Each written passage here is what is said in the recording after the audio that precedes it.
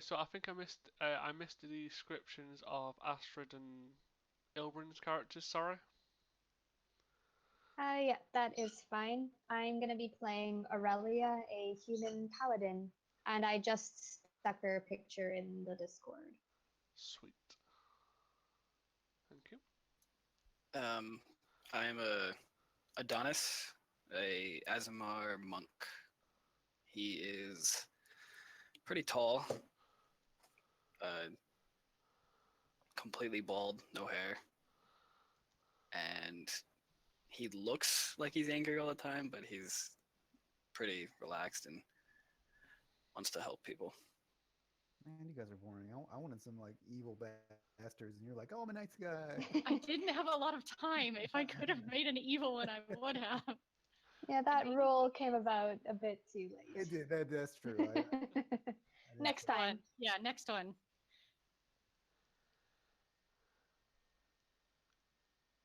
Well, who knows? These guys might die. And if they do anything interesting, I might. I mean, I don't think that they'll have any sort of like overall interaction with our other group. But if they do something cool, and then the main group ends up in a place that these people have been, we may see some aftermath. Oh, yeah, and I don't have a character sheet, so how do I roll? I gave you one. It should be there.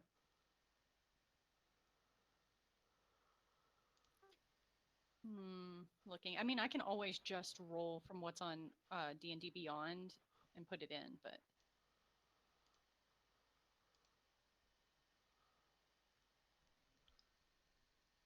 yeah, I just see Dragonborn, Paladin, Dwarf Fighter, Yeah, Human because Cleric. that's one of those default characters that show up that in one of the like it's the intro to Roll20 Got it. campaign. It's showing up now. It It should just say wasn't. character. Oh no, I don't have anything in here.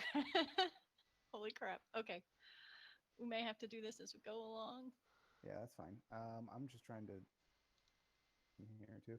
Like I said, I'm totally winging this. Like I just as soon as I got home, I went and bought this this mod, this one shot, and so I looked at it, and first of all, it comes with one map, and it's terrible. I mean, the map itself doesn't look bad, but the way that with the scaling is like really stupid. So like when we get to the map, your character tokens are tiny. So you're really gonna have to like zoom in to like see it, and the more you zoom in, the more blurred the map gets. So it's like this is not great. Well, at least it'll keep it interesting. Yeah. So I'm just trying to make tokens at the moment, and thing is, what Roll20 tends to do.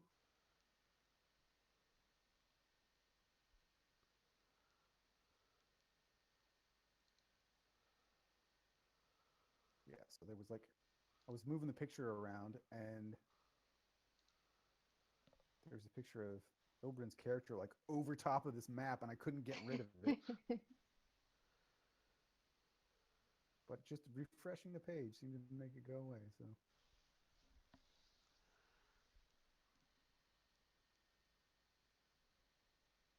All right, so as I'm doing this, like I said, if you're looking at the map, um, we are south of Percy and Vaxalia, near the Turst Fields, a little bit north of that point specifically. But the Turst Fields are generally it's a small community. Um, it's mostly just farms, and they have a trading relationship with Whitestone. Whitestone itself obviously doesn't have a whole lot of farmland itself, often cold there. Surrounded by trees and the sun tree. Hey, Sentry. Hey, sun tree. Hey, Keyleth. Sundry bro. So ridiculous.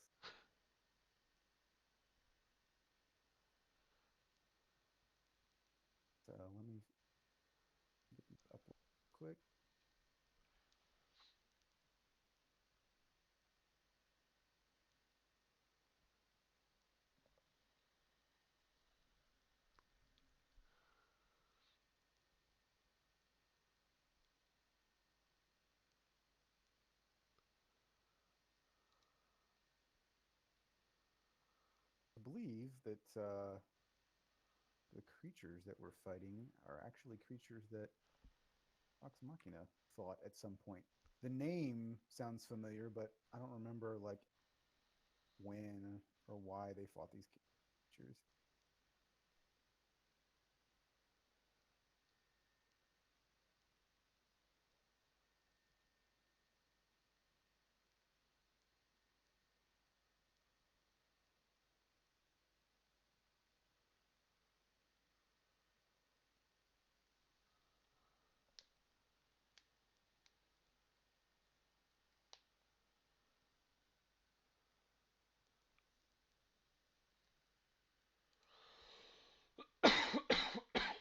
Asimars have dark vision, don't they?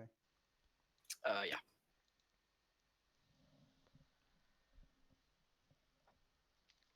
So hey, everybody, but Astrid once again Woo! has dark vision. And this time I have no handy cantrips just light my way for me. I'm just because this map actually, even though it's oddly um, constructed, it does actually have dynamic lighting. So I'll give you 20 feet of light just so that you like say, okay, you have a torch to Okay. so you're not walking around in the dark.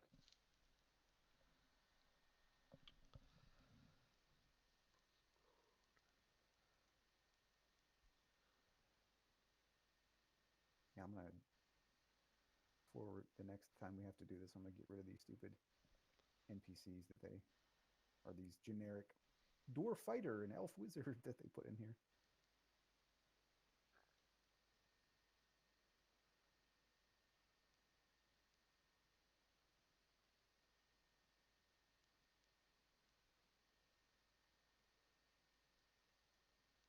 Think tokens are set.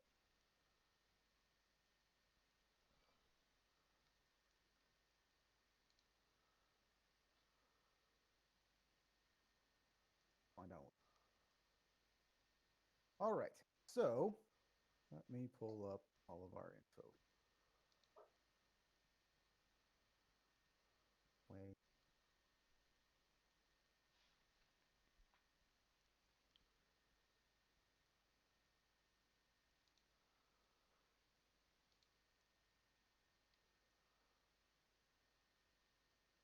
And is there really no way? Because it just makes me have a pop out. Is there a way that I can put this back in so I can just drop stuff from um, the compendium? Because if not, this is going to take forever for me to get my spells in to roll. You should if you just close it and then pull it back up, it should come up in the in Roll20 instead of the pop out.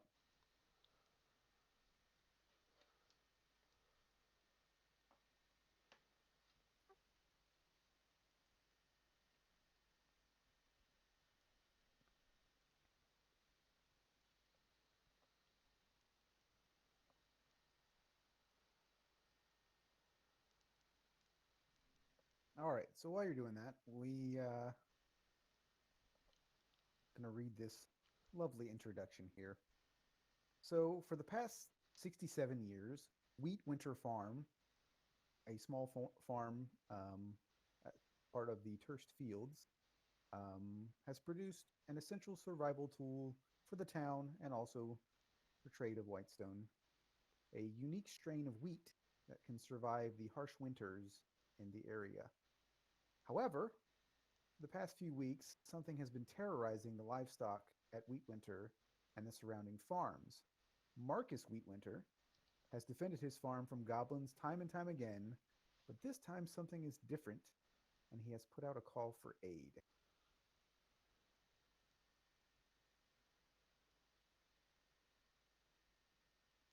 So,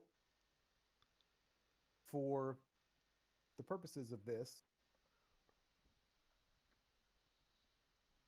if we all have fun and we want to decide that you want to keep using these characters, maybe we can develop something a little bit more in depth. But for now, we'll go with that generic. You guys are mercenaries. You all know each other, and you are here because you received word that this Marcus Wheatwinter was looking for aid, and you decided to come out and help. That's it. And quick. So you've been traveling from wherever it is that you came from. You guys can decide on it whenever you'd like. But after about a few days travel, you reach your destination, um, and you can see, gazing out over the wheat fields, you realize that you have actually reached the Wheat Winter Farm. And up ahead, you see a modest farmhouse sitting up on a slight hill overlooking the fields. And to the side of the house, there is a rough looking middle aged man, and he's pitching hay, while a young girl with auburn hair um, is milking a few dairy cows um, nearby. And thing you approach, the man finishes with a few more heaves into the bale of hay, and wiping his brow, he walks over towards you.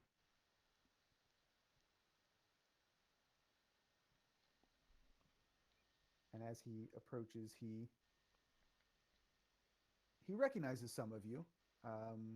You have built yourselves a bit of a reputation um, as mercenaries, as people who are willing to assist if the coin is right. Um,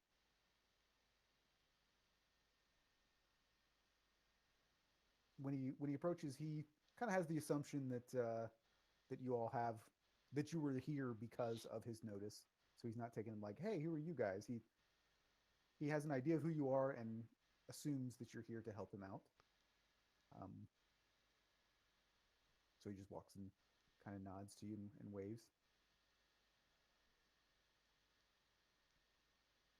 Now you guys have to decide who's the leader and who's going to talk. Yeah, probably shouldn't be the person with an 8 in intelligence and a 7 in wisdom. Um, Hi, my name is Amalia. How are you? Heard you've been having some problems. We have, and I appreciate you all coming out so quickly. There've a few cows have gone missing the past couple of weeks. I don't think it's the general kobolds and goblins this time.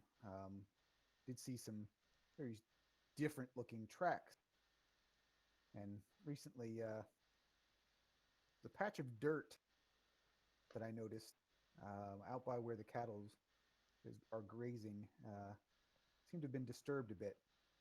And kobolds and goblins aren't really diggers, but fortunately, I haven't had a whole lot of time to investigate. At the moment, it's just me and my daughter. I don't really have the time to waste looking around. I got to keep my farm going. Oh, so it sounds like they're digging. Does that? Oh, that could be claws. I like things with claws. Do you like birds? I really like birds. Uh, they're okay. She just kind of wanders off a little bit towards the field. Or Aurelia glances towards her, then back at Marcus, and steps up to him and is like, could you point us to where the tracks were seen or to where the dirt was dug? Yeah, it's about 100 yards that way. You can see it's near where the cows are standing now. A couple of the neighboring farms are also having issues as well. Same type of thing. Cows go missing. Unfortunately, seems that they seem to disappear both day and night, but nobody's actually seen anything. If you can help me out, I'd be willing to pay you about 200 gold. Yeah, that seems fine by me. And Aurelia glances back at the others. What? He's gonna pay 200 gold to figure out what's going on here. Well, okay.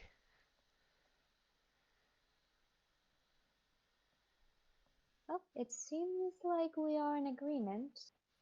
I don't really care about the money. I just like cows. And she's like petting the cow. As long as I can help anyone, you can keep the money. Fair enough. Well, I suppose we should start our investigation then, and if we have any other questions, we can come back to you. Appreciate it. Let me know if you have any questions or need anything from me. And then he goes back to baling hay. Okay. Aurelia steps, goes towards where he pointed out that the tracks were. And she starts to try. Is there like a roll that you can do to try and figure out what these could have come from? Yeah, do a nature check.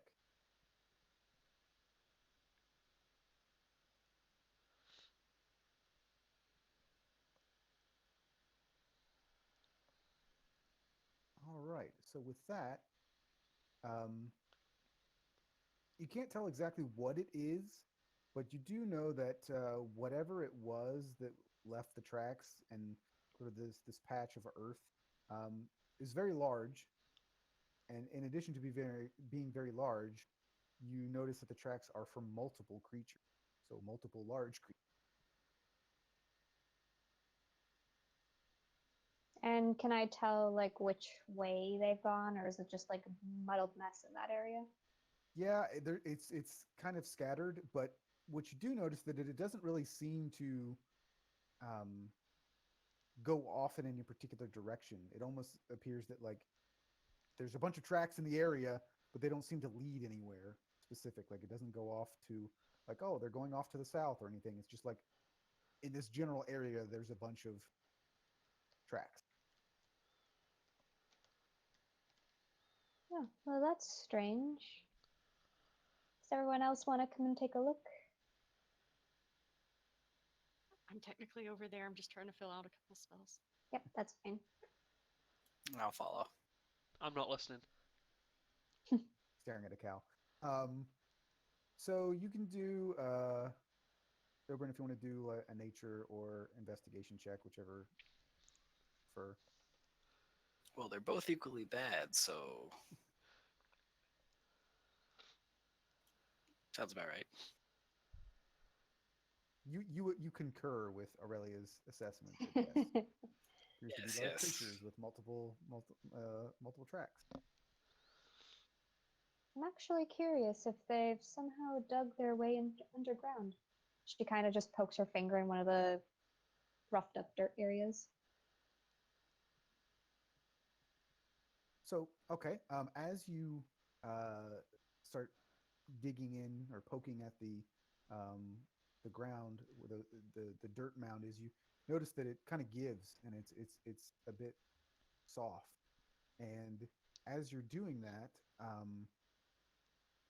you hear a scream back at the house where Marcus is, and as you all turn to see, there are these three gigantic, horrifying looking insectoid type creatures that burst out of the ground, and two of them attack Marcus, and one of them attacks a cow, and then another one actually bursts out right next to you. Yep. And so, in this, with our one shots, and I might do some of this in the main campaign, but at least for this battle will be theater of the mind because there is no map for this. So, just thinking like Critical Role, where like when he has the in campaign 2 when the same idiot bandits try to attack them at night, there is no like map for that. He just like has them fight.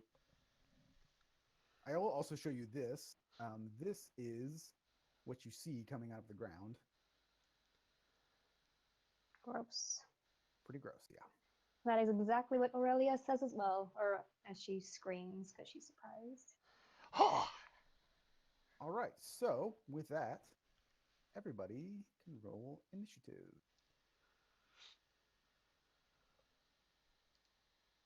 Let me see. Let me update this music and see what we have on this random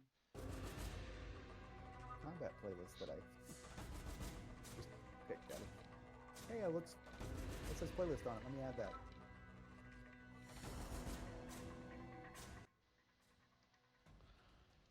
I think we might need a token.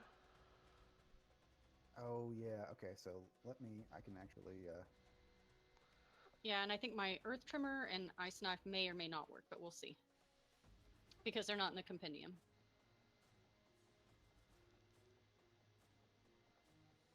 Let me see if this. I'm not going to be able to see it. So does. Okay, so that does work. I have your tokens on the other map that you're not at yet, so I'll do it that way.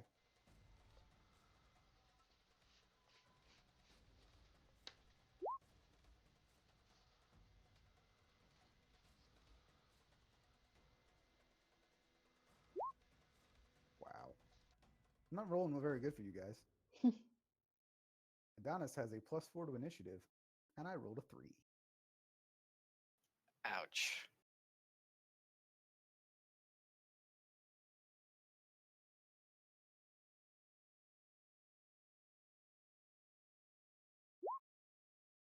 Wow, that's terrible. I'm not good at this. All right, so let's see what we get for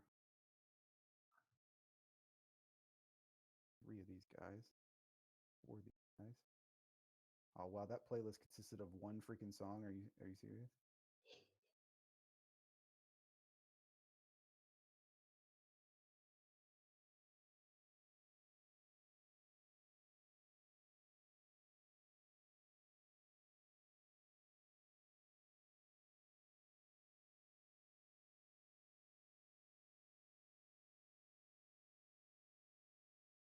All Not right. sure what you're talking about, Ridwiz. Concentrate on the bugs.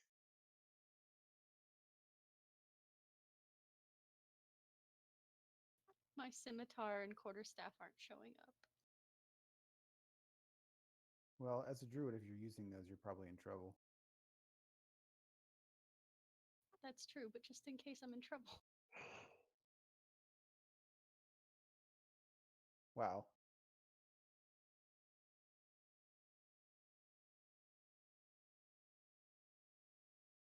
How can you carry all that on such a small person?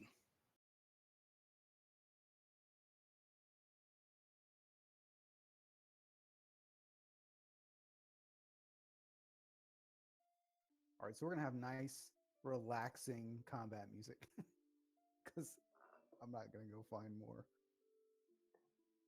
All right, so um, the one that is attacking our friend Marcus is actually first on the list. And if you look, I rolled a 1 and a 2 for my 2 of my creatures too. I don't know where these terrible rolls came from. So, take a look here. Pull up. Wow. Okay. Are we supposed to see anything in the turn order? You probably can't because I rolled it on the other map. Yeah, I was just wondering. Yeah. So I'll just tell you guys when it's your turn.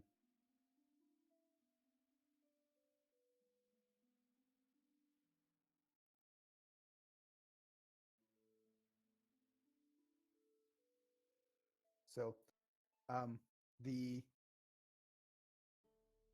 scary monstrosity reaches out and attacks our friend Marcus. And now I don't know how you're going to get paid because he died instantly. Oh no.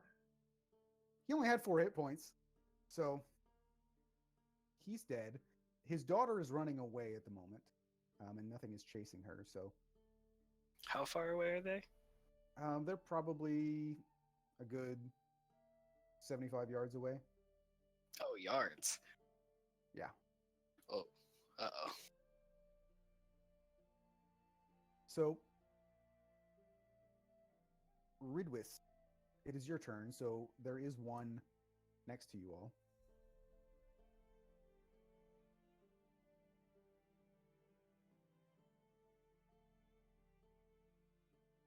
Yeah, there's 75 yards.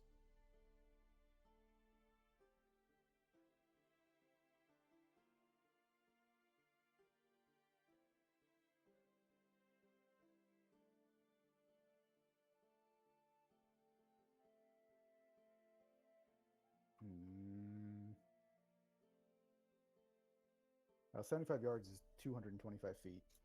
Yeah, it's gonna take like a long time.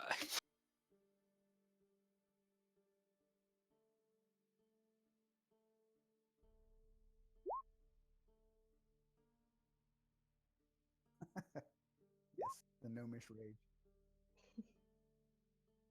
Double rage. All right.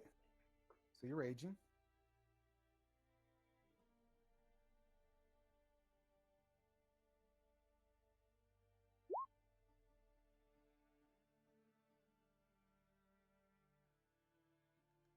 Emanate a stormy magical aura when you rage.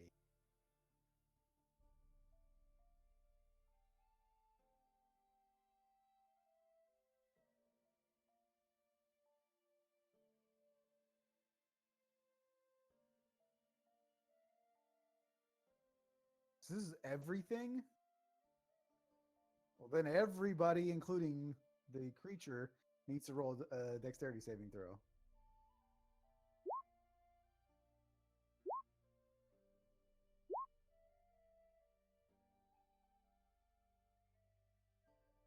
All right, so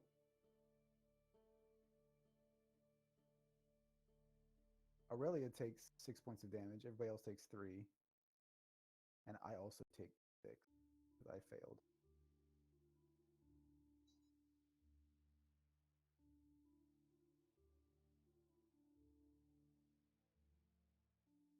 Like a sea gnome. That uh, that misses.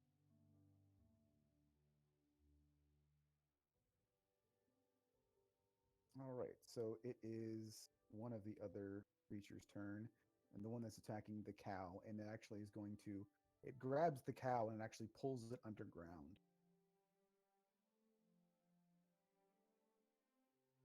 I don't have stats for the cow. I'm gonna go with like 3. Well, no, because the cows are over by they were over by the house, so it wasn't next to you guys. Um, so Zalia, I can't remember your character's name. It's your turn. It's Amalia. All right, so how far away are the cows again from us? About 225 feet. And how far away is this thingy? To you, it's probably like it's pretty much next to you. About 10 feet, probably. All right.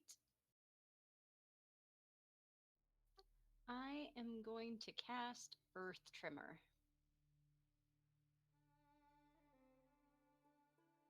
Does that hit other people too? I don't think so. Maybe. At level 1. Holy crap!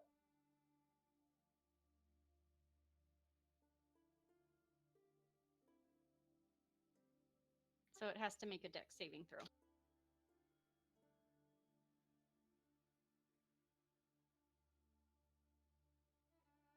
Which it fails. So it takes 14 points of damage. And if it's still alive, it's knocked prone. It is still alive, so it is not.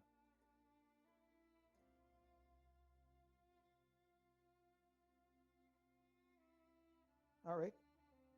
Is that all? Everything you're gonna do? Um.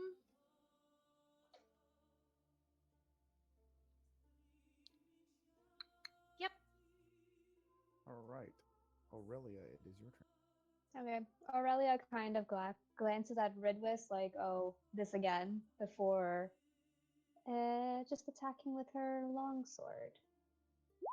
And she also had pulled out her shield. And I'm assuming that's advantage because it's prone now.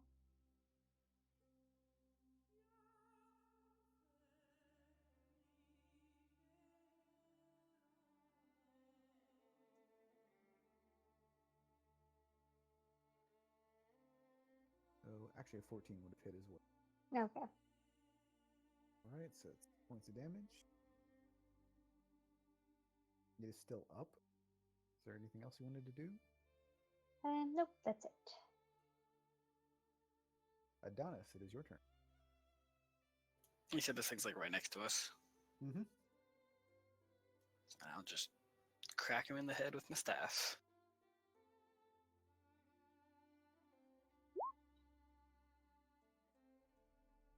I'll give you advantage just for, we'll say you're flanking because everybody's sort of around it right now. All right. So 19 hits and 10 points of damage. Is it still standing? It is. Barely. Then I will use my bonus action to spend a key point and make a flurry of blows.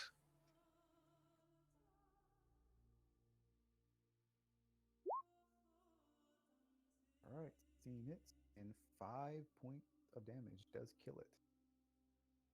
It is down.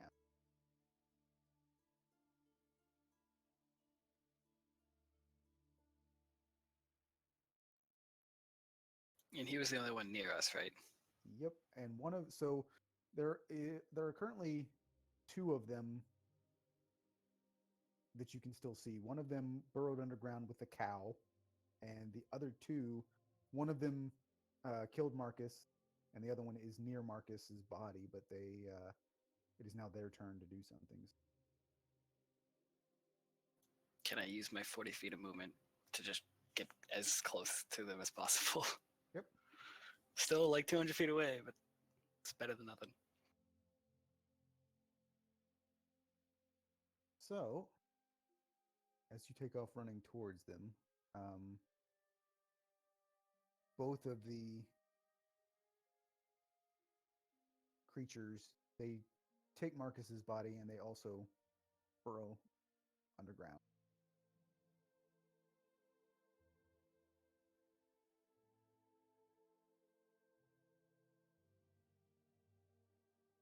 Oh, guys, we're definitely not getting our money now.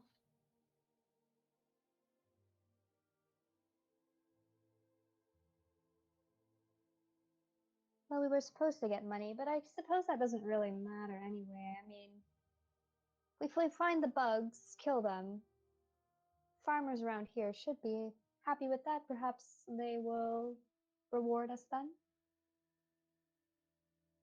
So as you're discussing that, his daughter comes running over to you, obviously upset because her dad has just been killed and dragged underground. So through her tears, she essentially informs you that she can give you the gold that was promised, but now she just wants you to go down and destroy these things. And she also offers you, she has a little vial around her neck. She takes that off and offers it to you, and it is essentially a healing potion. Oh, well, thank you very much. I'm not sure we caught your name. Mika, is her name.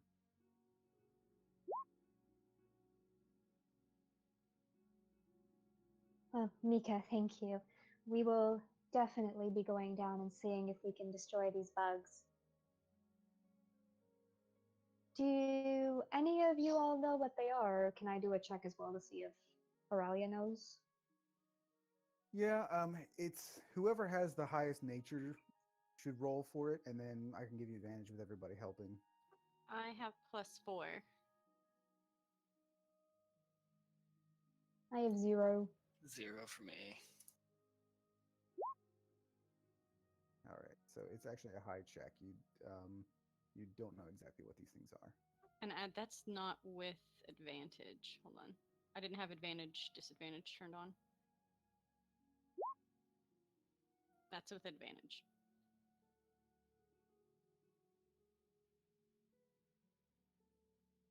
Based on the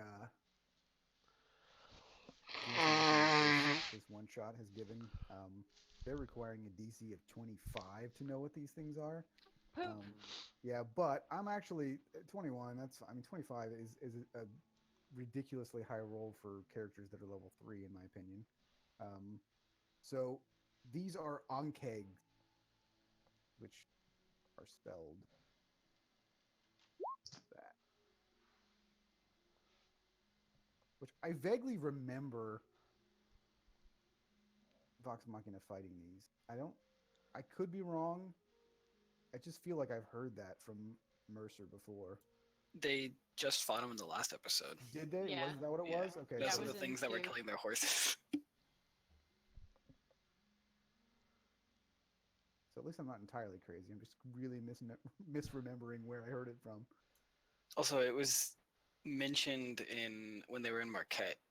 It was made from the Sandkeg ale, the really strong liquor. It's Oh made yeah, from yeah, them. yeah. Okay, I think that's probably what I was thinking of. That Grog was too afraid to drink at the beginning. All right, so are you guys going to go down and into these tunnels after the onkegs? Yep. That's good because that's how this one shot plays out.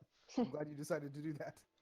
So if we said no, it would just would have ended right there. Well, all right, guess it's over. What tunnels? We got an hour and a half to go until Tox Machina. All right, so let me move you guys to the one map of our. Speaking of Tox Machina, real quick, the D&D Beyond YouTube video, like an hour ago, just uploaded a video of Taliesin talking about Molly and Précy. And I thought Oh. that was super ironic. I saw something. Yeah. Is it the same one that he did before about how he was going to replace? I'm not sure. I didn't have a chance to watch it yet, but he was talking about like how he created Molly Oh, and yeah. why and stuff. Yeah, that's something that's been up there before. That's interesting. Okay. Sorry, continue. All right. Well, is the map showing up for everybody? Can you see stuff? Is the dynamic lighting working?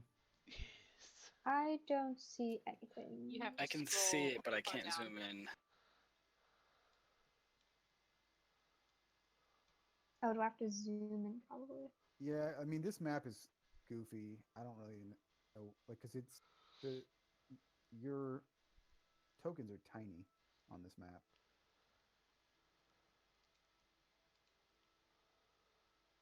Yeah, if you zoom all the way in, then or out, I guess. I don't know. You actually can get normal size tokens. Okay, I see it now. Just hunting for everybody. Bottom left corner. Okay. I don't think that I can see anything then.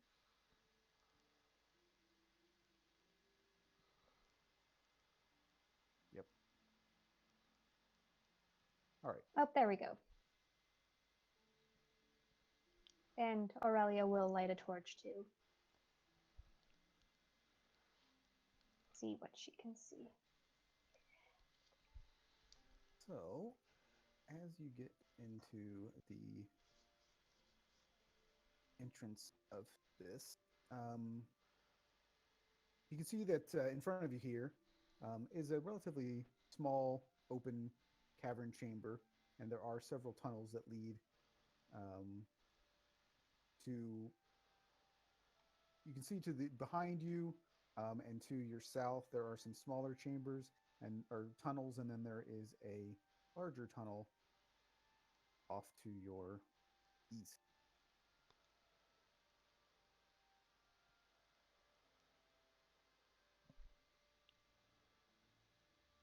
I will start heading towards the south to check out the smaller ones.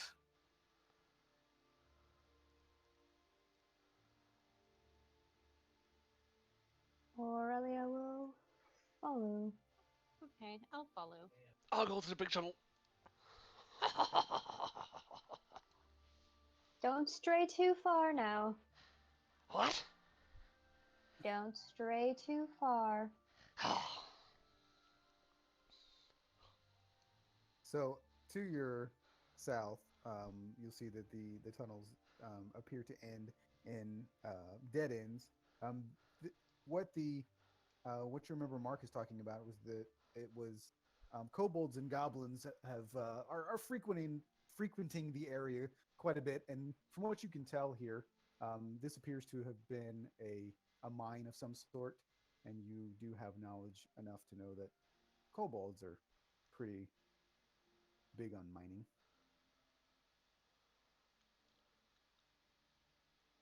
All right.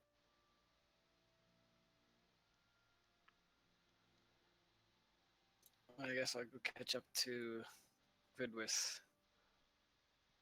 What, Is before there he just any runs off? is there any checks that can be done to see if there's like tracks or dirt? Yep. Of course, it doesn't matter now because you're going to be in combat in a second because your gnome just keeps running off. Are you the I can't remember his name, the crazy one in World of Warcraft that's in the dungeon? Wilfred Fizzlebang. There's that one and another one too, but yeah. Basically, I just So, took the sprite because it's a gnome with like lightning effects, but he's just a crazy person.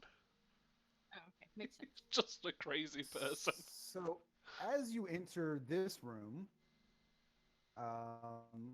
you can see that the ceiling starts to dip down and it narrows. So it's about 10 feet high. And you can see that there is currently a single Ankeg in this room that is up on the ceiling that appears to be that it appeared to at the very least be tunneling, but as you all enter, it jumps down onto the ground and moves towards to attack you. So everybody roll initiative, and you should be able to do it this time.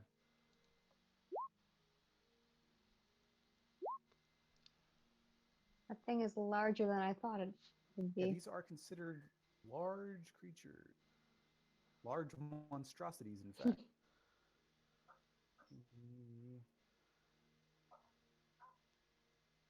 And I rolled a hooray. Okay, so Adonis, you are first with our nice calming music here. All right. I will move over here. 5, 10. Actually, I'll move back a little bit, and then I'll use my attack action to use Sunbolt,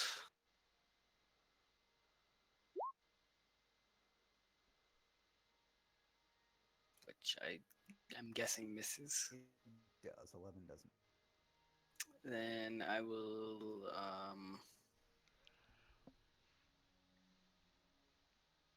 spend the second key point to do this 2 more times as a bonus action. Okay.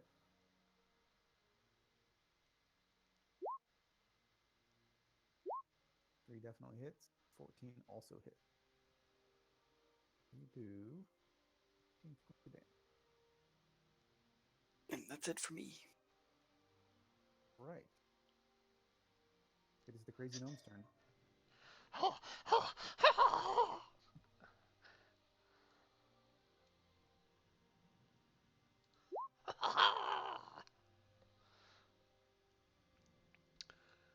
That's my last rage. All right. So after this, trust me, I played barbarians. You are useless. Yeah, I figured as much. And I'll state it now. Pretty much every attack is going to be a reckless attack. Okay. So even if I don't state it, every attack, so you'll always get advantage against me. Gotcha.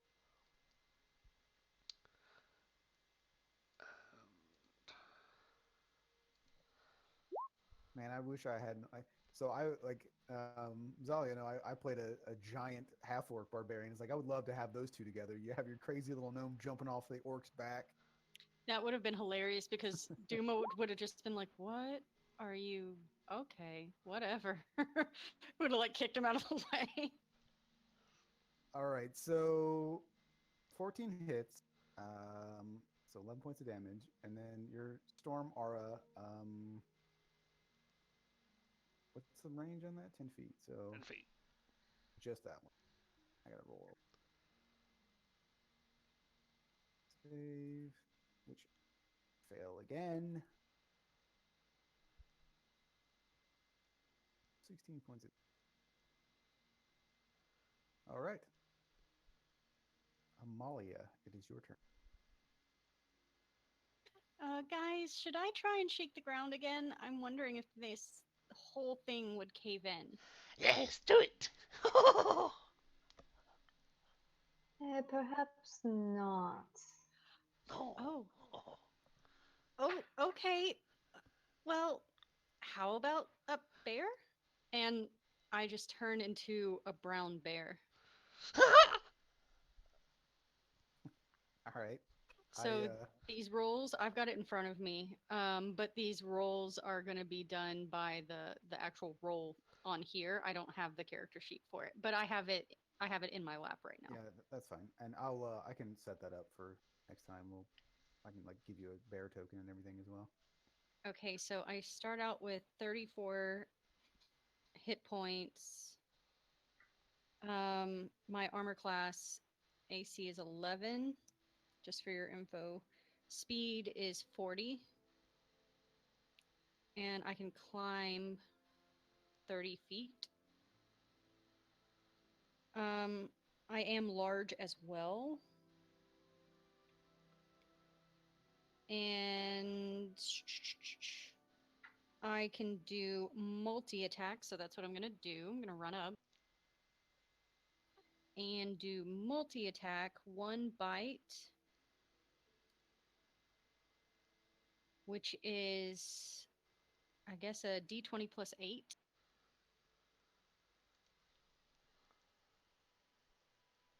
But I don't have the character sheet, so I You don't just know if roll. that. Yeah, you can do it in roll 20 d20 plus 8.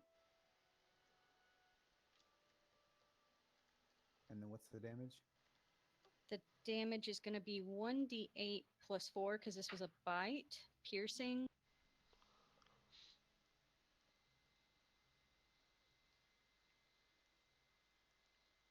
That does hit damage. It is looking really injured at this. And my second attack is claws.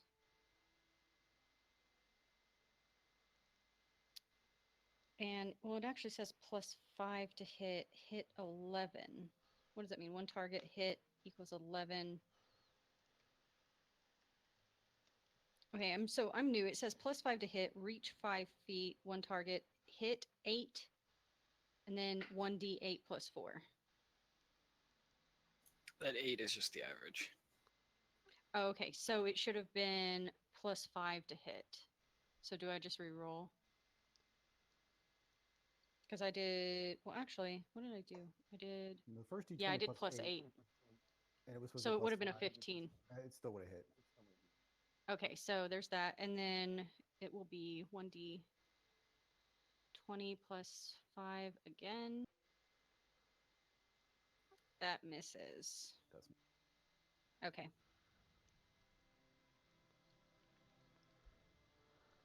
And then I am going to back up a little bit and then start trying to talk to Aurelia in my bear voice. Like, just did you see that? That was so cool. But it just comes off like. she just pats you on the head. That's very nice. You did very well there. Did She gives like anybody a watch? big bear shake. Did anybody watch the honey heist when that Marisha did as Yeah. the DM? So it's like all of them played bears. And apparently they're gonna do it. They're gonna do another one because like Mercer played Trinket, and then the rest of them all played bears. And because they raised all that money for 826LA, she's gonna do another one. I haven't seen it yet, so that sounds good. It's It pretty was good. really adorable. It's pretty. Oh. Because you get to hear Matt do Trinket the whole Yeah. time, and it's really cute. It's great. Well, and I was surprised Taliesin actually does a great, like, like New York sort of like, gangster bear voice. And actually Liam That does was great awesome. Yeah. Yeah, that Wait, was great. really? Yeah, it's Yeah, hilarious. I it's need a to go really watch good that one. now.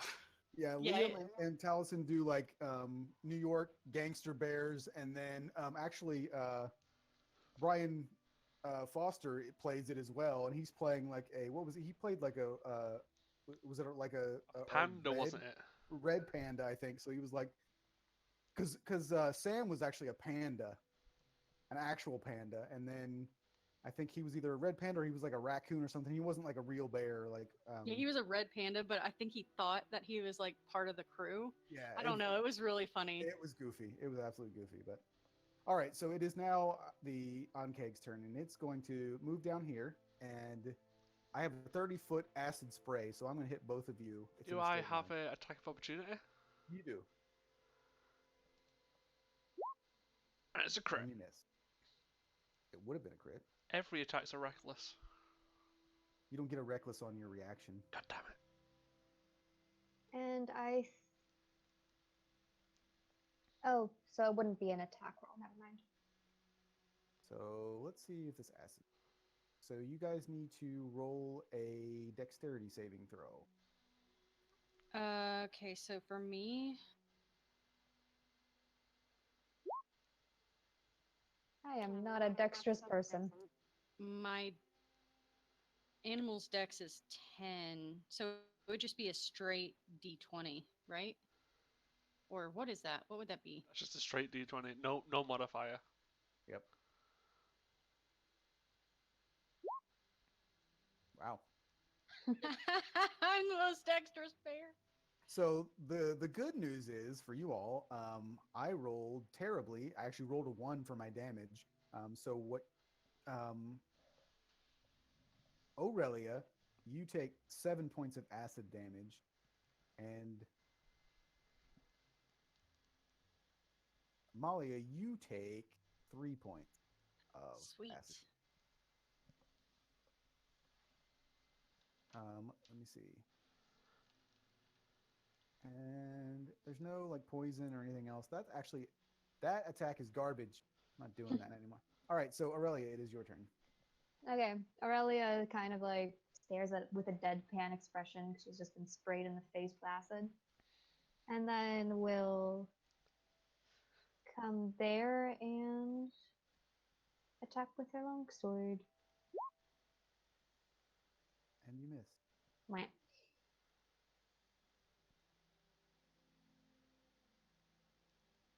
Do you have anything else? No, that's it. Adonis. All right. Just run up on it and start wailing.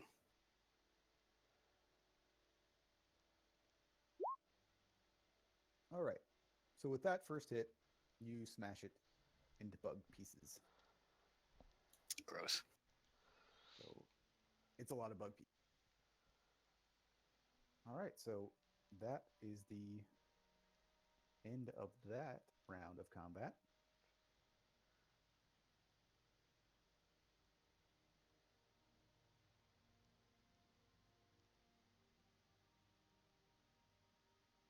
Ooh, does it have anything on it? Can I check? Yeah, you can do an investigation check. No, not much. Can I try and take some of its acid? Do you have any like vials or anything that you can put it in? I am not sure because I'm a sage and I am a researcher, so I would assume I would carry that around, but I don't have anything on my sheet. So What? I don't think that. I'm trying to think of like what comes in any of the packs. I don't. What is let it? me look. I just saw researcher. Stab! Now just be careful with the acid there. You can stab it, but from the back. Don't stab the front. Florist pack doesn't really have anything that have it.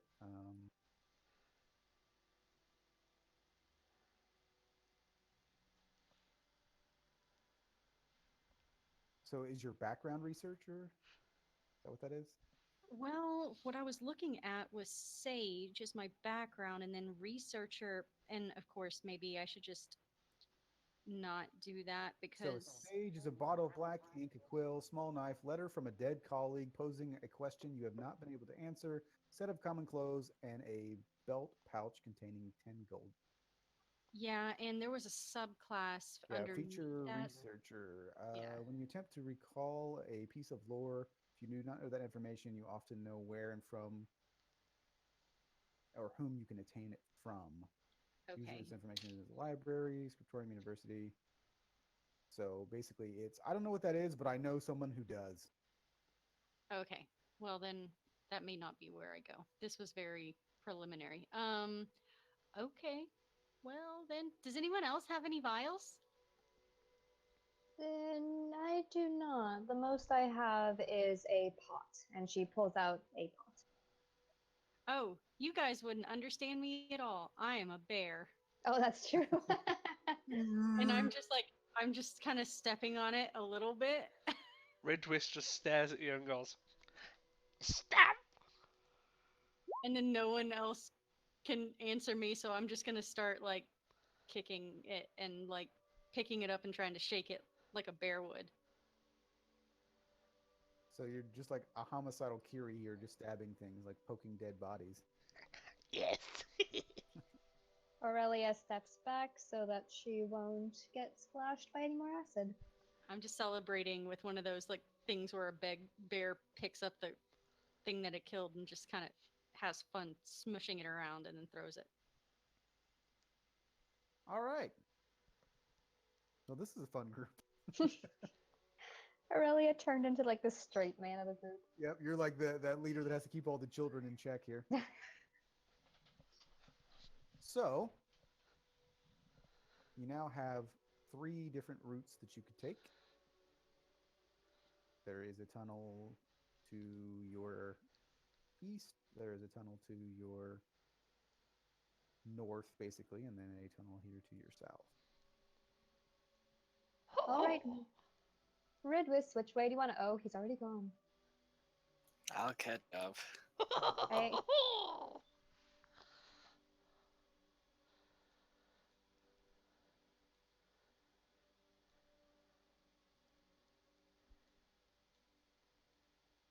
And so, as you enter here, we all want to roll initiative again. God, I hate bugs. This character's so Both in fucking and out of stupid. character. Yeah, I cannot stand insects in real life. They creeps.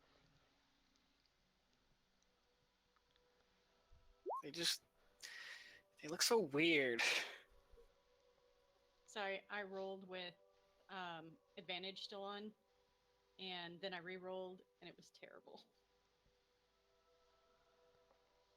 All right, so I gotta. But I'm a roll. bear. So far, I have yet to roll initiative above an 11. Any of these bugs?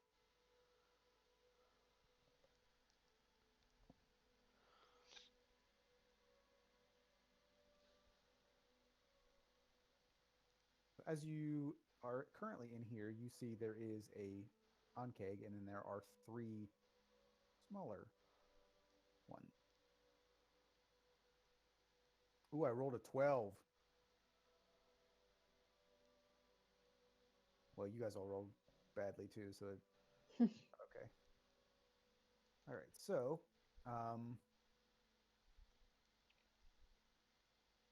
you guys are doing no investigating, so I have things that I could tell you, but you're not doing anything. So let's see, what else do we got to do here? I could investigate. I have smell. I can check smells. Lots of smells. All right. I'm more concerned with keeping our smaller friend from hurting himself. Yeah, so as it stands, you can't do any investigating because you're in combat. So the crazy gnome is first.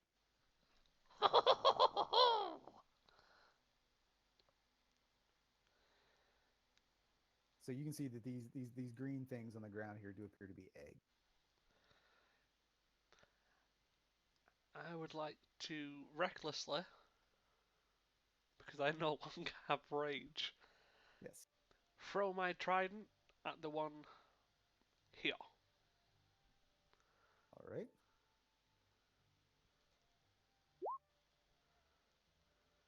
$20 to hit. Wow. Okay. That definitely hits. It does a decent amount of damage to it. So it gives you that sickening sort of like movie insect sound, because insects don't make any noise, but in the movies they make that disturbing Squish. yeah, that squeal and that sort of squealing sound. Yeah. I just turn back around and oh, that was fun. You're not done yet, Ridwis. Oh. All right, do you have anything else? Just an aside. Are we recording this? Are you recording this later? I am. This is fantastic. All Uh, right. So, do you have any? You have a bonus action or anything? no, all the only thing I can use a bonus action for is my Storm Aura, but I have to be raging for that. Gotcha. Unless I can throw a javelin for a bonus action. You cannot. But once you get level 5, if you make it to level 5, you'll be able to attack twice. I don't see this guy making it level 5. I really don't. Nope. Nope. Not at all. All right. So it's actually the one that you just threw the javelin at. It is its turn, and so it's going to come over here, and it is going to attempt to bite you With advantage. with advantage.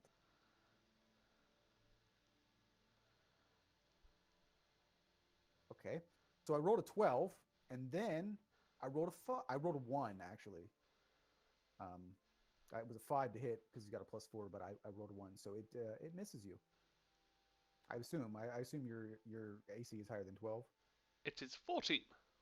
All right. Well, 14 is pretty good for a level 3 barbarian, actually. All right. So that is its turn. It is now this one over here's turn. What is their movement speed? 25, 30. It's going to get over here, and it's going to flank you, even though it doesn't need to.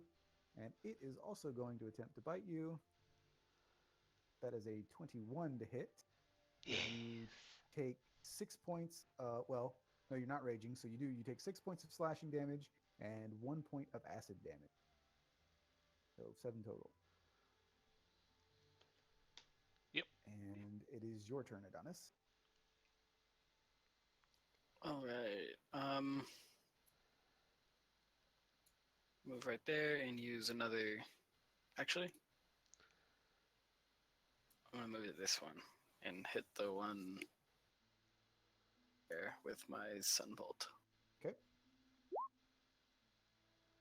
It hit. Definitely hits. 7 points of radiant damage, and it is looking pretty damaged. And I think, was I standing here before, or was I standing here? I think you were standing there. I mean, like before I moved that first. I think you were thereabouts. Yeah. Give or takes, yeah. Doesn't. I'll say I'm at the back one. So 5, 10, 15, 20, 25, 30, 35, 40.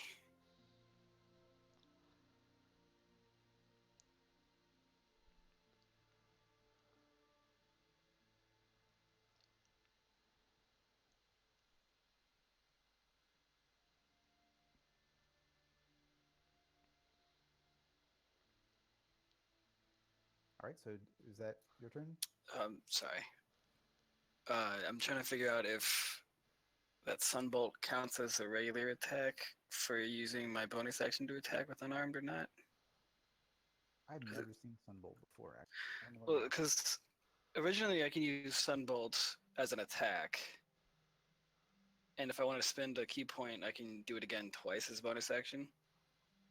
But also, for the regular monk thing, it says when you use the attack action, I can make an unarmed attack as a bonus action. So I don't know if that counts. Yeah, I mean, I actually just I just searched it on Reddit. And, Okay. it seems the majority of the consensus is that Sunbolt just counts as an attack, and so you would be able to use a bonus action to attack. Okay, then yeah, I'll Someone's do it. claiming, as per usual, someone's like, "Oh my God, Monk is so broken, they get to do that," and everybody else is like, "Well, no, not really. It's the same as like a rogue using a sword and a dagger. It's no big deal." Yeah.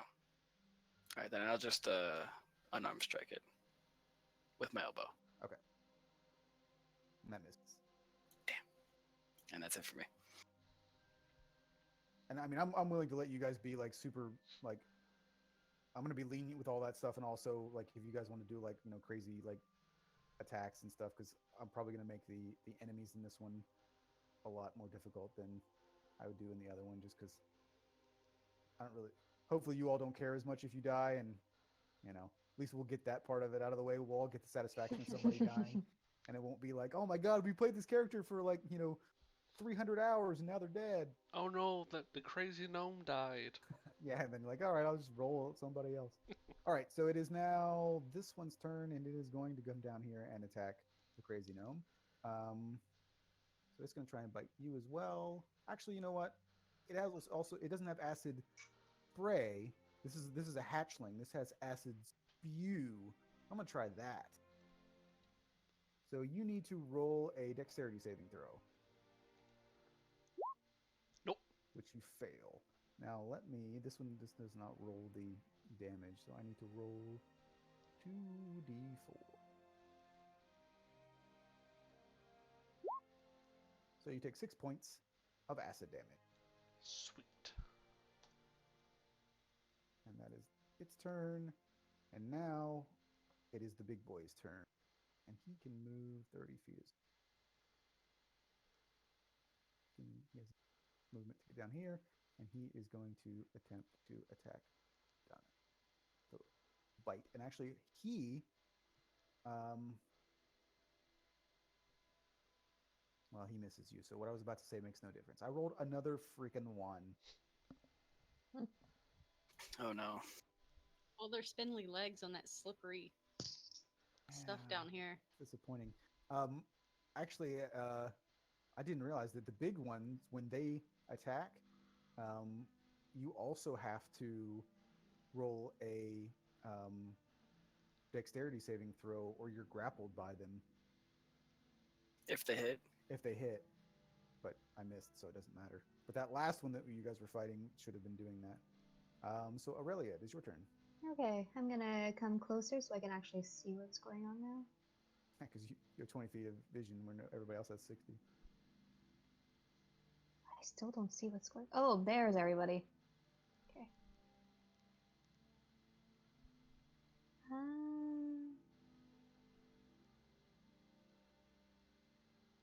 Okay, she's gonna attempt to throw a javelin at this one. You can see, just as a, because you weren't there, now that you get close, that one Yeah. appears to be the most injured. Okay, then yeah, she'll go for that one then.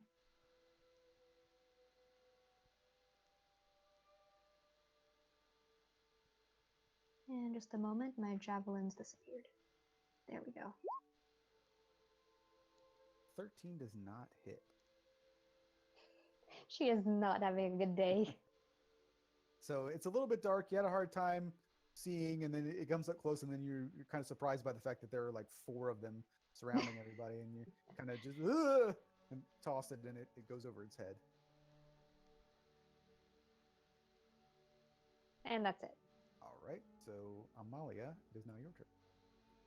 Well, she is a bear, and she's just thinking, oh no, my friend, the crazy one. Oh, he looks like he's burning. Okay, bear time. And then she just runs in, and she's going to try and pick him up with her bonus action and put, like, literally underneath his legs and kind of toss him up on her back. All right. Do an acrobatics check to toss the gnome. You've got to toss me. All right, and then Ridwis, roll an athletics check to see if you can land and not. Okay, so you guys made it. So that looked professional. You were like belong in a circus. You can see Aurelia just kind of stick a hand out like, oh dear, but she saw it worked and kind of calmed down a bit. And then my bear just kind of stomps around happy. And then she's going to take an attack on the one that looks injured. All right, that one. And she's just going to be like, hold on, buddy. But it comes off like, and then she's going to take a multi-attack on that one. So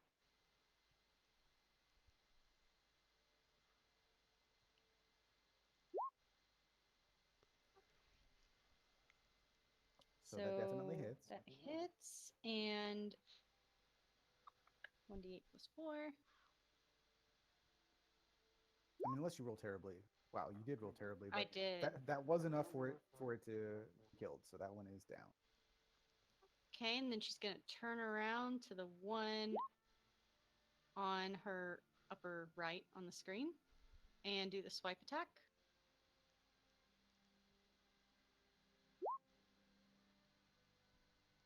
No. Dude, where are all these rolls on my rogue, man? My husband just yelled, "Rolls, bro." That's sad. Nope. You have none. Fine. Precisely. I have no ideas whatsoever. 2d6 plus 4. Oh, there's the bad roll, but then also a crit. So All right, so that one is now also looking pretty darn rough. and then as my tiny little after action, even though I did a bonus action, I'm just gonna roar. All right. But it sounds really pathetic because she's really not great at roaring, so it's more like "Roar!" It's like a cat. All right, so now it is the crazy gnome on the back of a bear's turn. I'm going to jump off with a javelin and try and stick it into the one on the right. It's going to be reckless anyway. Every attack Yeah, is. yeah, that's fine. That hits. 14 hits. So was it this one? It was, yep, and I jumped off the bear to stab it.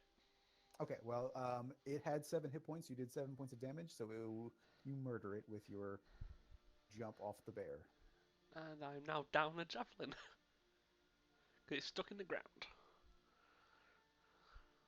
All right, and so you don't have a bonus action, so it is now that one. Well, it would be that one. It's dead, and then so it's the one next to you that's still alive's turn, and it's going to attempt to bite you. It's a 19. You take 3 points of slashing damage, 2 points of acid damage for 5 total. And that is its turn. So Adonis, it is. I'll just hit the big guy in front of me.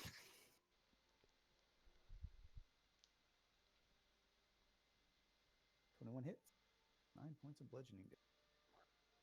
And I'll use my bonus action to make the one unarmed attack. Okay. Also hits.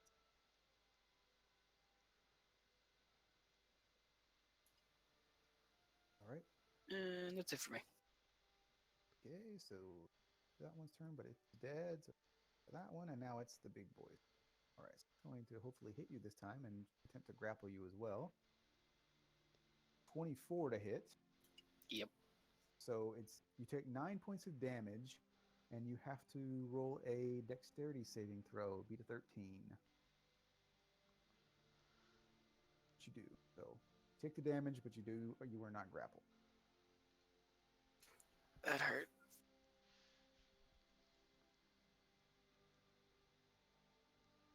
All right. So it is Aurelia's turn. I'm not sure if you're back yet. Yeah, I'm back. Okay. Okay.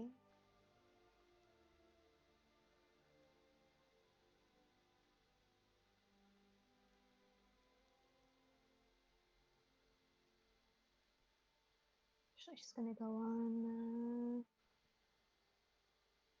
Is it okay if she just stands on the dead body? Yep. Right there.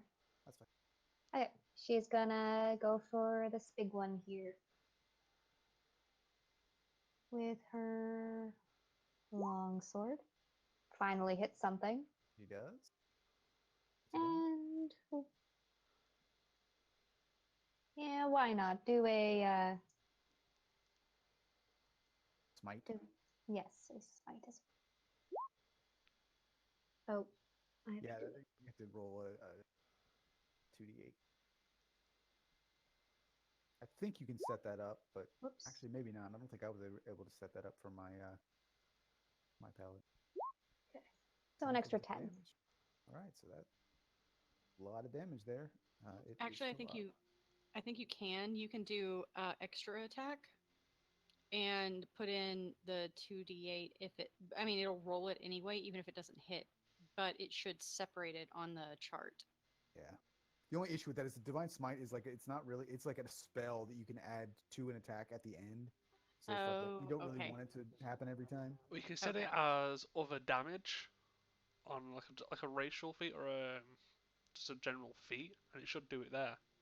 Yeah, I mean, you can add it as like a divine smite that it just as a separate skill that you can then just roll, or you could just roll 2d8. It really doesn't. Yeah, Whatever. for this one shot, I'll just do 2d8. If Yeah. something more happens, I'll figure it out. All right, so it is the bear's turn. I just saw him attack my friend, so I'm gonna be like, "Rawr!" And that's happening in my head now because now I'm trying to think like a bear. And I'm gonna attack it with my multi-attack. So I'm now roaring in my head as a bear All right. because she finds it funny.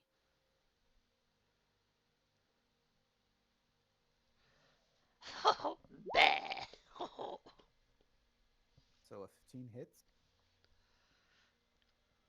First attack is the bite, 1d8 plus 4. All right. Damage. And second attack is 2d6, I believe. 2d6 plus 4.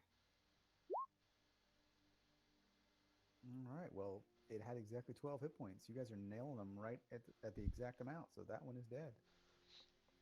And then she kind of does like as her bonus action, like a dancing bear. Just need to get a fez now on your head. Dancing.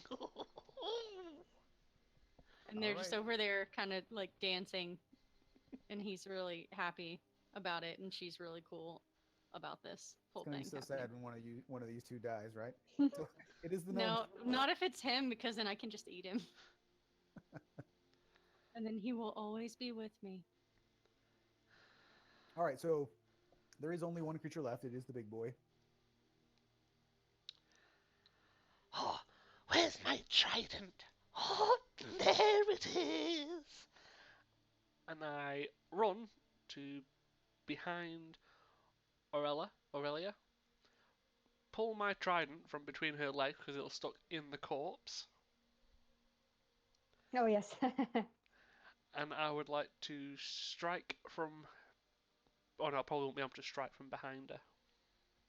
Still have movement though. Yeah. I'll probably get one more. I would like to recklessly attack him again. So a 20 does hit. 5 points of damage is looking very rough, but it is not dead. Look, see, pointy.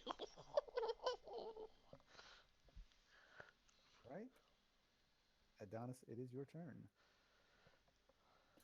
I'm going to use my action to heal myself All right. for 3. And I think that's all I can do because I have to attack to get my bonus action attacks. Right. So it is now its turn. And it's going to attack the gnome again. Yes. 'Cause it keeps stabbing it with things. All right. So it's going to attempt to bite you. And I don't need to roll advantage because I did get a 20 to hit, but like usual, so this is ridiculous. I rolled a 1, and a 3, so you take 5 points slashing. But you do need to roll a dexterity. Okay, so down to 9. And a dexterity saving throw or check? Saving throw. Saving throw. You succeed. DC 13. It's interesting because if you're grappled by this thing, it can only attack you, but it has advantage on all of its attacks. So basically, it like picks you up in its pincers and then it just gnaws on your face, but it can't attack anybody else while it's got a hold of you. Bad bug, no hugs for you. But and it's its turn. So Aurelia, it is your turn. And she will just attack with her longsword again. All right, that is it. Toast. Sweet. Now, Ridwis, before you run off again, does anyone require healing? Yes. And I just kind of roar. And I put my hand up, but I'm trying to put it down like and I assume if we had been in a party together, you know that I can also heal. Hmm. So if needed, and I just start like headbutting you, like if needed, also heal. I tackle the bear.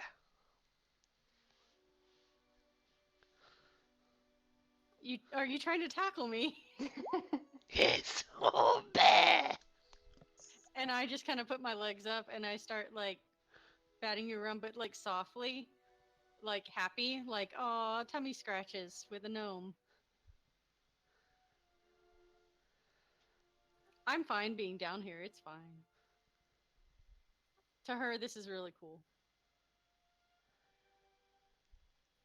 Do you need healing from me? Is that what you're trying to get at? Shh. Because at this point, she's just like she's just batting a gnome around playfully. That sounds like a euphemism. Batting the gnome around. Yes, I'm on 9 hit points out of 32. Okay, I will I'll grab you in one paw and I'll put you down on the ground and I will pop out of my druid shape and I will heal you. Yeah, I was getting fucked up by those bugs. I could use spare healing if you have it. Oh, I can. How much do you need? She's going to use a lay on hands. I'm at Or the- 16 out of 25. Okay, Sorry, she will that give was you 5. Thank you. sorry, disregard that 5 hit points. I meant to cast that at level 2. Okay. So hold on. In all fairness, I'm kind of used to healing when it concerns me being natural ones. Nope, that's okay. You got 10. Oh, that feels much better. Oh, I'm so glad that you survived. And she like bristles your hair. Look, you had so many different things stuck into it. Isn't it great? Hold on, maybe I can get something off of this one. Oh, let's see. And she just kind of like wanders up to it and tries to check it for things that she can collect.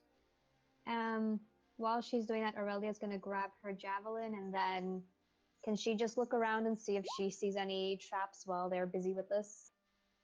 Or not traps, sorry, like tracks and things in the dirt, trying to figure out what's going on in this place. Yeah. So Can I look through the eggs? yes. Can I just run up and start stabbing eggs? Well, before you do that, I'll let the nature check go through, so you can see that 3 eggs. So this one up here, and this one here, all appear to have hatched. They're empty.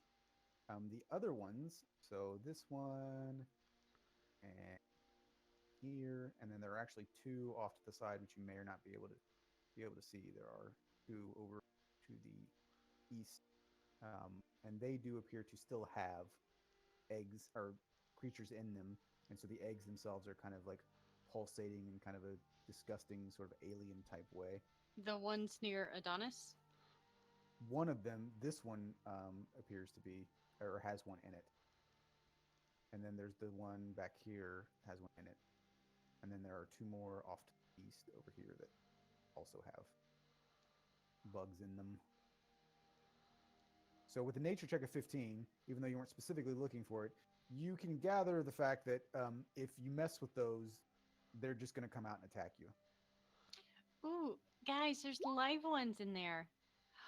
Oh, should we try and harvest them? Should we just kick them apart? I like kicking things apart. Should we do that? Should we do that or not? I mean, if we don't do that, they're gonna hatch again, right? And they could hurt people, so we should probably kick it apart.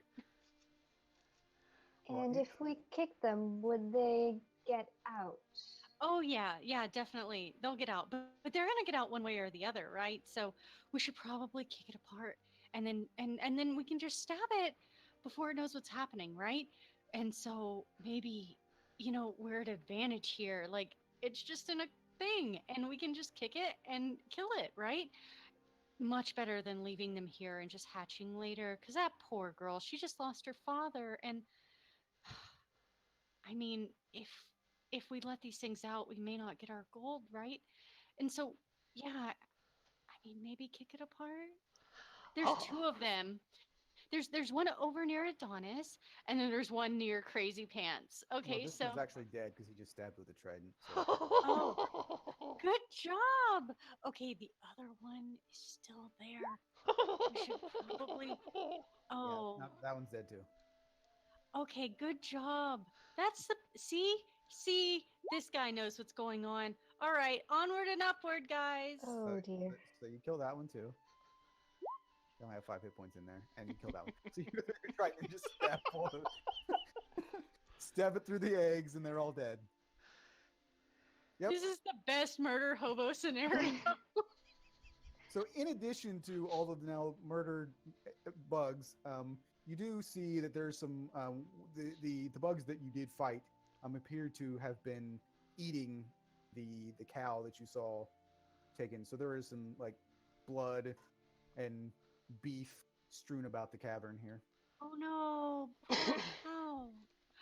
Oh, but it's dead already. Maybe we can take the hide or parts of the cow for food. It's like Do you guys No! want? when Jester had the crocodile one and like it wasn't tan, so she's like pulled out this rotting like hide, like, oh look, you want to buy this? But I'm I mean, I could always turn into a dire wolf and just eat the meat. I mean, guys, it's fine, right? Like, do you guys want part of this cow? I mean, I've it's just stopped already the dead, cow. and dead. That's okay. Don't stab it in the parts that we can use, man. Come here. And I just kind of like pick him up by the arm and hold him up in the air. No, I picked you up in the arm, by the arm. No! You can't. No, stop. I'm dying. Mine! And I just like grab. Uh. I'll just grab the spear and I'll just give him a big hug and be like, I understand, but we can use this, okay? And I just put him on my back. Okay, now stop the stabby. Can we take something? I can also Alright, so chop as well. somebody do Okay, an but investigation check. wait, hold on. Investigation. I'm only a +2, I'm a but negative I have 1. great nature. I'm 0. 0. All right, so there really isn't much. I mean, you've got bug guts, you've got cow guts, but there really isn't anything of value that you would be able to get from here, or anything that would even really be particularly useful to you. You do, as you were running across stabbing bugs over here, you do see that there is off to the east here. There appears to be a bit of a cave in. There's a door that the but it appears to have been done purposely. Um, so there's a bit of a rock slide, and from you can see that there, with a 15, you see burn marks. You see like it appears that this they used some sort of explosive to take this wall down. Um, however, you can see past it. So with some relatively minimal amount of effort, you would be able to clear that debris if you wanted to go through And which area was it? right here. Okay. I'll help with that. I'm just gonna run over there and be like, hey, be calm. Come on. I think there's a rock slide. Oh, slides! Okay. So Um, just whoever wants to do this, just roll a strength check, I guess.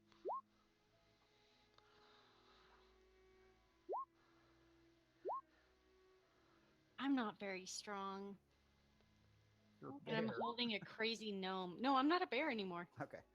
All right. So I mean, I could turn into a bear. with the bears probably wouldn't be very good at moving rocks like that, but have opposable thumbs. But with a 22 and a 20 and a 15, that's enough. So you're able to eventually. It probably takes you, 25 minutes or so, but you're able to clear that out.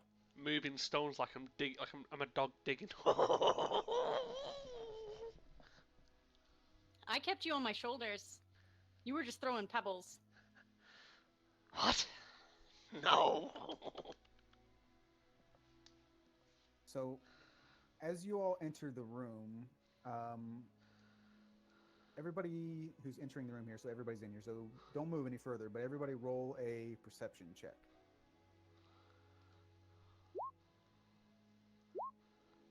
Oh my god, I have a +6. I have a +6. I have a -2. Wow. What Okay, is happening? well, here's the thing. This was a DC 15, so Adonis probably just saved you all. So while the rest of you are just looking at God knows what, Well, I have Ridwis on my shoulders acting like a crazy person, so that's my excuse. And Aurelia's just freaking out, trying to make sure that no one gets hurt. Well, as you all enter and are goofing around and not paying attention, Adonis looks up to the ceiling, and as he looks up, he does have enough time to warn you all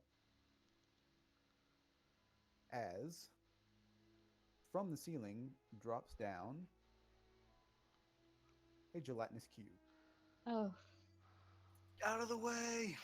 If you hadn't noticed that, it would have dropped down on top of one of you and enveloped you. So he does actually save you.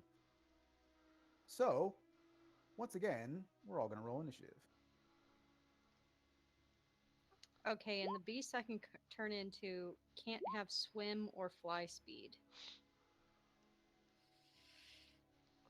Crap. Okay. Just gotten over a fight with fucking multiple gelatinous cubes. Wow, well, the gelatinous cube has a -4 to initiative. But it has a +10 to melt. That's funny. It's the highest initiative I think I've rolled with a -4. I actually rolled a natural 20 and get a 16 out of it.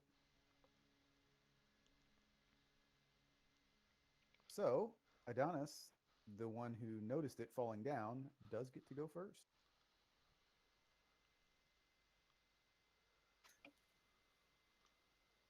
But never mind.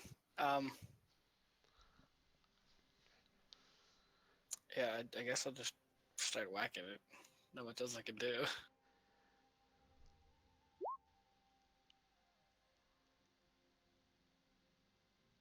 And again, I'll use the bonus attack back unarmed strike.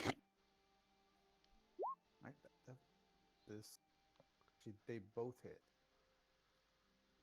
Its armor class is 6. Oh, really? Yeah. So it's impossible for me to miss unless I roll that one. Basically, yeah. But it has a fair amount of hit points, so. And then I'm going to use my movement to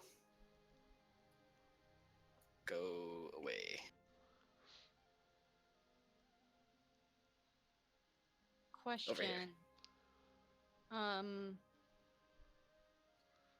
Is it invulnerable to like biting or being knocked prone? It is immune to blinded, charmed, deafened, exhaustion, frightened, and prone. Okay. You can't really knock a jello prone. That's what I figured. Okay. I mean, technically, I probably shouldn't have told you that because you're not really supposed to know, but whatever. Yeah, but I figured it was improbable for being knocked prone, and it was helping me choose my wild shape, if at any. Wow, this thing even has blind sight, which is crazy. You can see like everything. It just has no AC and terrible movement speed and terrible initiative. Is blindsight the same as tremor sense, or is there a difference? There is a difference. Yeah, tremor sense can see or hear movement. Blind sight can see through people's ability to stealth or hide. It's like in a heightened version. I don't know. It can actually see things that are stealth and all that other stuff. It's a little bit different than tremor sense. Tremor sense is more feel. Because blind sight can see stuff, can perceive its surroundings without relying on sight.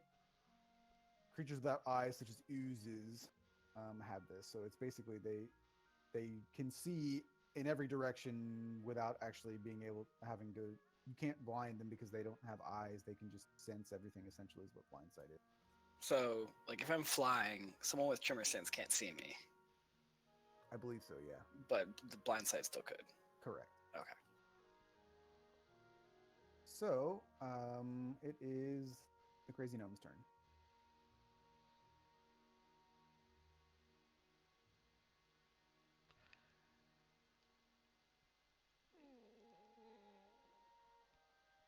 Oh, I'll jump into it. No. It may try to engulf you anyway if you. I jump off and run round. No, not into it. Stop it. Come back.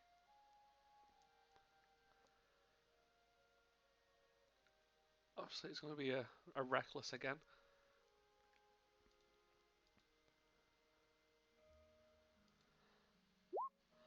Oh, Wow. my pudding, my pudding. All right, so 16 points of damage on a piece of jello.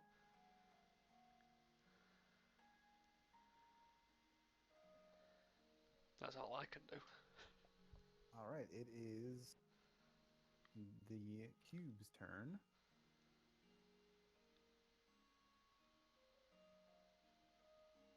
Let me just double check here.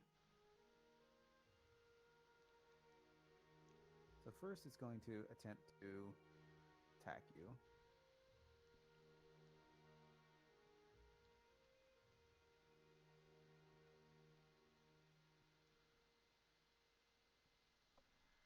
And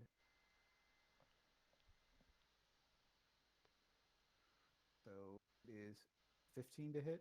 That hit. It will, yes. All right. So I actually rolled the maximum amount of damage I could, double sixes. So you take 16 points of acid damage. Oh. And it is going to attempt to move over here and engulf you, part of its movement speed. So you need to roll a dexterity saving throw. Up to. So you are not engulfed, but you are pushed back 5 feet.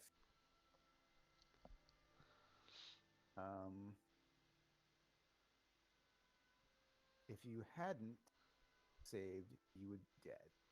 Yes, I had a previous engagement with these on Friday with a room full of them. So you would have taken 10 points of damage, and then at the beginning of your next turn, you would have taken 21 points of damage. All right, so that is its turn. Amalia, it is your turn. Oh, oh no. Oh, okay. I'm gonna run over, and I'm going to. Let's see. Hold on. Okay, that's ranged. So I'm going to be over here, and I am going to cast Healing Word 2nd level on the crazy gnome.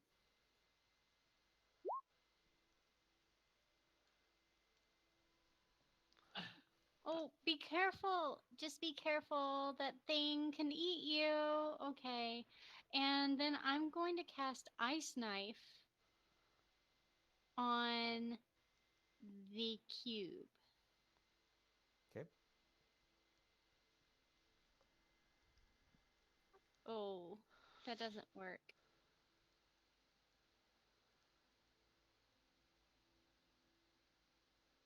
I didn't realize this. They're also considered transparent. So if it doesn't move or doesn't attack, you have to roll a perception check to see it. Oh, do I need to do that? No, you don't, because I attacked and I moved, so you can definitely see it. I was just reading the character sheet and I thought, oh, that's interesting. So Aurelia. Okay, she's going to 5, 10, 15, 20, Well, 25. technically, Ice Knife, even though it missed, is. Hold on. It doesn't miss. It has a DC of No. So what happens with Ice Knife? Because I use it for a different character. So the initial attack missed, but anything within 5 feet, I think it's all 10. What's the? Yeah, it takes 2d6, I Hit think, or or miss, the shard 2d10. explodes. Targeting creature within 5 feet of it must succeed on a death saving throw. Okay, so let me do a dex, which it has a -4. And I rolled a nat 20. 16. Damn it. Okay, she's going to toss a javelin at it. Right. Actually, I take that back. I take that back. 8 does hit.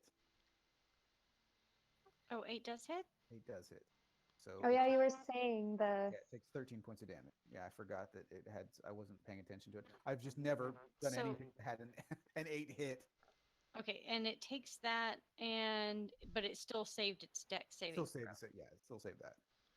But it does take the initial 13 points of damage. No. The 7 is the initial. The 6 was the 2d6. Oh, okay. So it's 7. Okay. All right. And so the javelin also hits. It takes 5 points of damage from that.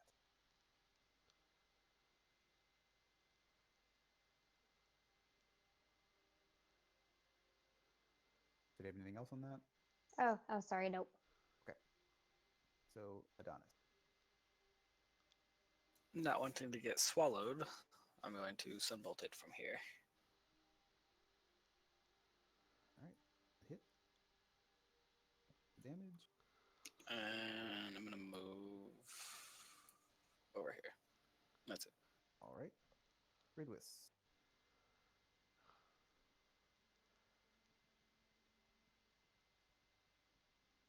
Yeah, I'm just gonna do the same again. Reckless.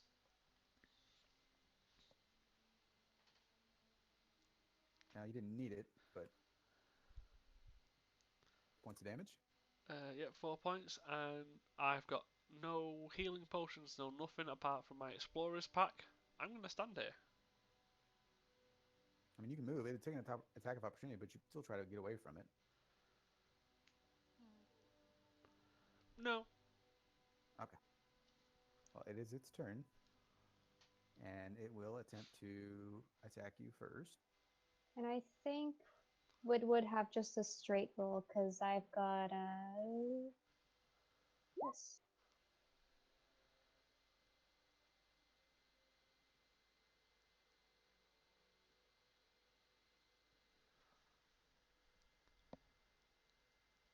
So you're going to use that That to just impose continuously goes. reaction to impose disadvantage on the attack roll.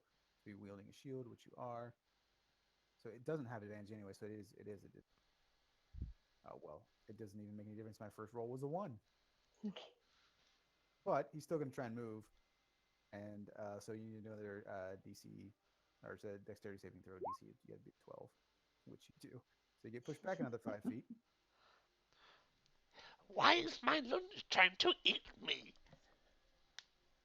So, lucky little gnome, you would have been dead, and that is its turn. So, Amalia, it is your turn. I'm going to run over and cast Healing Word at first level. Okay, but you've got to be more careful. I don't know why you're always running into these things.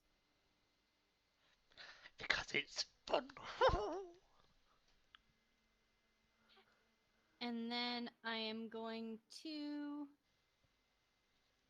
because Healing Word is is an actual first level. So I am going to do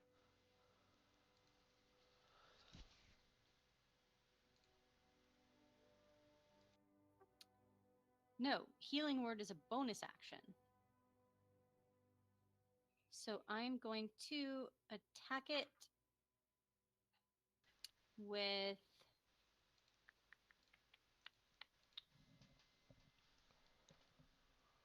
Frostbite.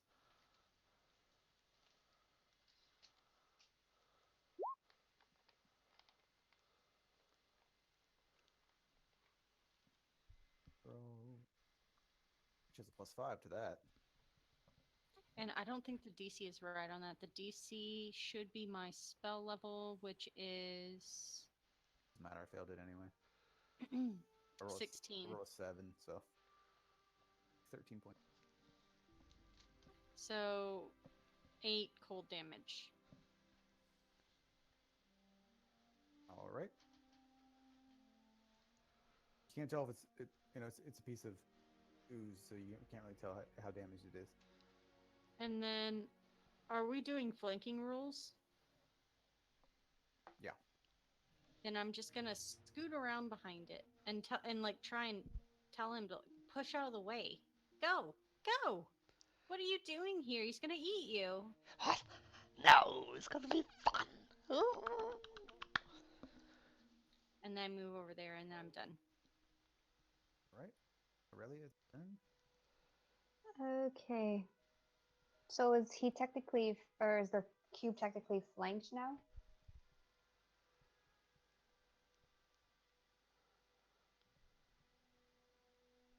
I mean, it's hard to say because really, I mean, like, technically she should probably be there, but she didn't have enough movement to get there for you to be flanked. But I mean, I'll say yes because I mean you are diagonal and it's a big thing, so that's Okay, fine. I could also just move up there without Yeah, any I mean, consequences. right. It doesn't really matter. You can stay where you were if you want. Okay, and then attack with the longsword. Right. 2 points of damage. And then she will take the attack of opportunity and go back here.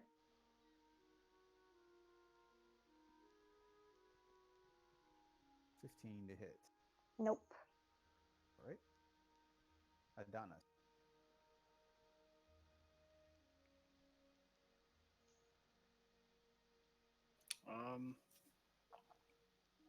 Yeah, same thing.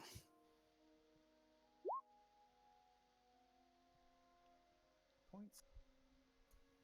And yeah, I'm gonna spend my last key point to do it 2 more times. Right. Oh no. Yeah, that sucks. 10 points of damage. Still up. So, Ridwis.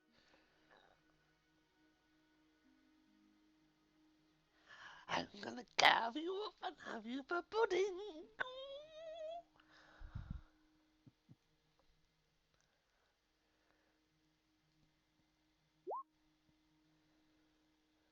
All right. So, crazy little gnome, how do you want to do this?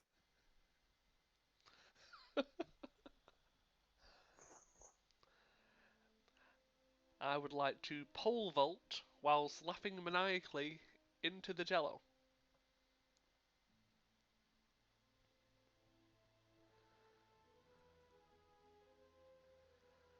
All right. And a 1, and a 2, and a squish. All right. That is the end of our gelatinous cube. Oh, does it have anything in it? Can I look? Oh, it's so sloppy. It's what appears. It's got some bones floating in it, but it's hard to discern what creature it was from. Doesn't appear to be humanoid.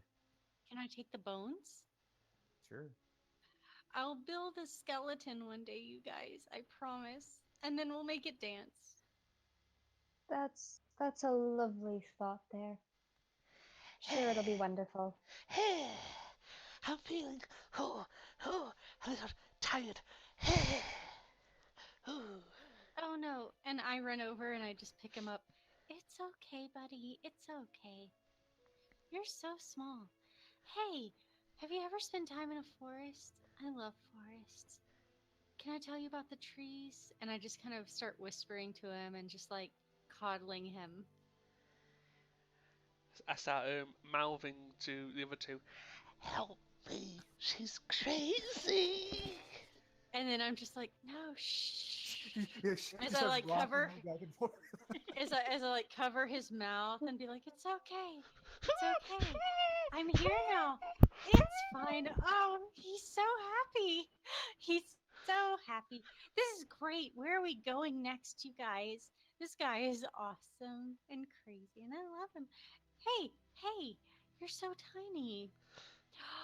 Oh, I bet I could fit you inside some of these holes. And she just starts like running off to some of the walls and tries to like He put goes him limp. into the holes. Oh, oh, he's so sleepy, you guys. Okay, maybe should we rest? I mean, I can still turn into animals, but I spent so much energy healing this little guy, and he's so sleepy. I mean, how are you guys doing? You guys have armor, and she just kind of like knocks on the armor, and she's like, "You guys have so much armor. Hey, hey, but he's really kind of tired. I'm gonna Look whisper at over him." And to she kind of, Aurelia. and she just, "I- Are they she just, okay? and she just like holds him out like Lion King style. Look at him. He's so tired. See? Perhaps a short rest would be necessary then, at the very least, to get them back on track. Possibly. I mean, there's this little box right over here. Look. And then she just walks over to the the crate. And chucks me in. Look, it's perfect. He can just sleep right here. And she just like kind of puts him down. Look, it's perfect. I'm gonna go make sure nothing else is around before we take the rest. And may I just say, at this point, she's smiling like almost maniacally about how perfectly he fits into this box. All right, do a investigation.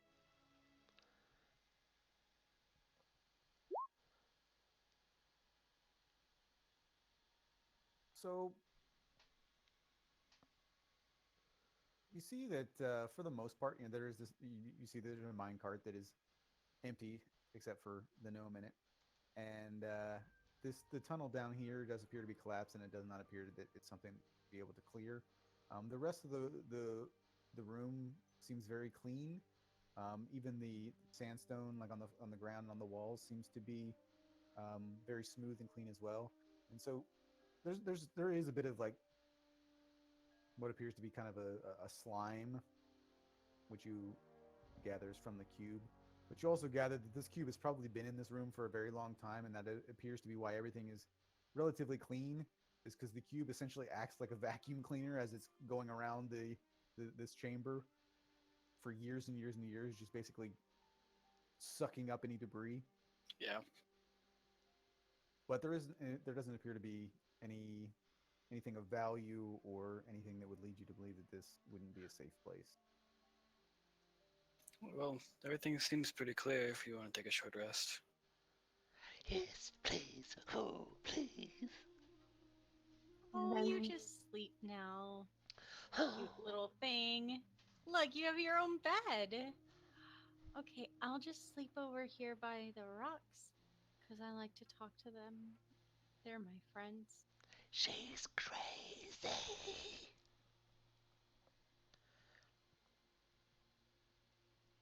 And if he's the one saying it, problem. They're both crazy. most definitely. Just gotta say, I'm gonna roll 2 hit dice. Okay.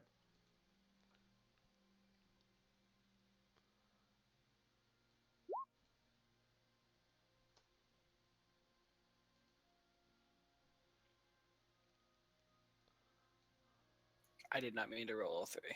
Wait, did I roll all three? No, it just says 3, like 3 out of 3 that you have. You need to change it in the sheet down to 2 or 1. Oh, yeah. I was confused because I forgot that you add the con modifier. Wait.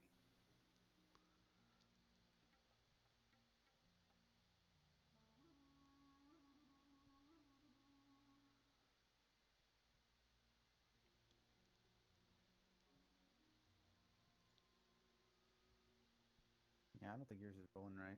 Yeah, it's multiplying something. Well, Ridwis is doing that too. I don't know. To look at it, but those are all pretty decent rolls, really. Oh I yeah, mean, druids. mine's weird is because it says 9 out of a D8. What's is it your? What's your con? 3. Yeah, it says that you rolled a 6 plus 3. Okay. Yeah, and I Yeah, so forgot. it's a hit die plus the Constitution modifier. Oh, it is. Yeah. I Oh, think the my multiplying sheet. just the multiplying just seems to be maybe the number of dice you rolled. Yeah. Yeah. Oh, man. Yeah, that Oh, yeah. that Okay. calculation is really weird looking. Yeah, and I just realized that druids, unless they're of a certain thing, don't get back their spells during a short rest. So I'm Yeah, still out, but you just spoiled awesome. yourself by playing like the only classes that do. Because like paladins don't get jack shit when they do a short rest. Because I played one and Yeah. it's terrible. They get nothing. Short Yeah. rests do absolutely nothing for paladins. Yeah, same for druids at this point with the specs I'm using. But All right, so we'll say you rested for an hour, you regained some hit points, and I will leave it up to you guys. If you want, we can stop for now, and if you guys want to watch Talks Machina, or we can keep going. It's up to you. I don't really care one way or the other. Is this going to be on in 15, 12 minutes or whatever? maybe we could stay on and watch it together and then pick this up next time. Yeah, we can do that. Well, if that's the case, I'll call it quits for the night and I'll get to bed early. Yeah, Well, I there you say go. early, it's 2:45. Well, right. Yeah. Yeah, so that way you get to go to bed, and then because I mean otherwise because there isn't a whole lot left in this thing, so I mean we could pick it up relatively at any time, relatively quickly. So Sure. Yep, sounds good to me.